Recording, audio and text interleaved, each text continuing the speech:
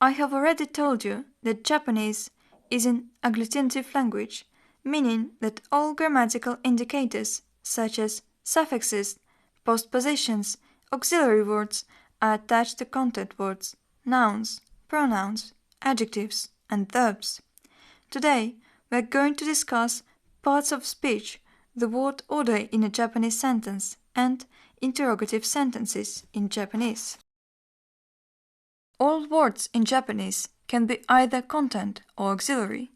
Content words are nouns, adjectives, and adverbs, verbs, different kinds of pronouns, numerals, interjections. Auxiliary words are various particles, including case particles, postpositions, conjunctions, nominalizers, and copular verbs or copulars. Auxiliary words always stand after content words. There are almost no regular grammar forms of gender or number in Japanese.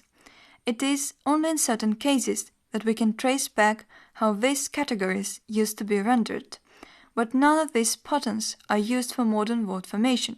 For example, stem reduplication or doubling in these words. KUNIGUNI, Countries from KUNI, country, or HITOBITO, people from 人, person, using the suffix SHO, in the word SHO-KOKU, countries, but all those are singular examples. There are only two tenses in Japanese, the past tense and the present future tense. Characteristic of Japanese is that the tense is a category not only of verbs, like in English, but also of adjectives. A difficult thing when learning Japanese is its grammatical expression of speech styles, polite colloquial and formal written. Formal written forms of verbs and adjectives in the present future tense are featured in dictionaries and end with the suffix u, or, ru, while polite colloquial forms are derived with special polite suffixes and forms of a copular, so polite colloquial speech is also called des mas style. First, we will study the dictionary, neutral written forms of verbs, and when learn how to derive from them forms with various grammatical meanings. The word order in Japanese is fixed. In general, the entire structure of a sentence is defined by 3 rules. Rule 1. The predicate always ends a sentence, whether it is expressed by a verb, an adjective, or a noun. Rule 2.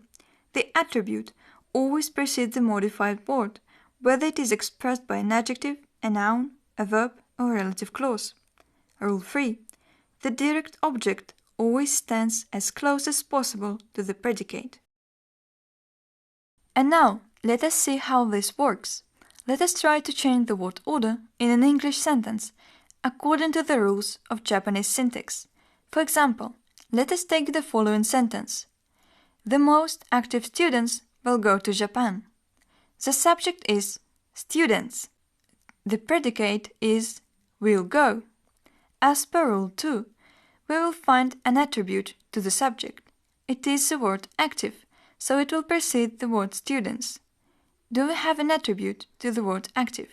Yes, the most. We need to put an adverbial modifier between the subject and the predicate. The word Japan with the preposition that, as per rules of the Japanese language, has to become a postposition. So the result is the most active students, Japan too, will go. This is a word order in the Japanese sentence. And how can we turn an affirmative sentence into a yes-no question? That is super easy. You need to finish the sentence with the interrogative particle, ka. If we look at the previous sentence again, the question whether the students will go to Japan will sound as follows. The most active students, Japan too, will go ka.